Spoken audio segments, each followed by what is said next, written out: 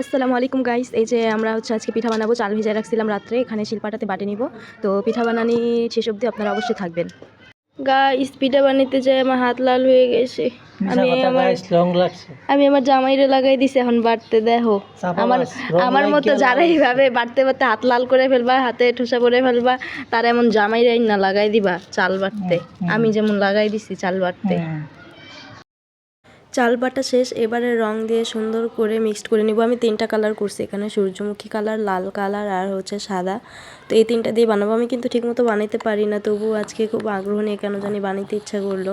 যেমনই পারি না কেন তেমনভাবে বানাই নিব। তো এখানে শিরিষ নিচ্ছি, শিরিষের ভিতরে আমি এইভাবে আঠাগুলো ঢুকাই নিছি।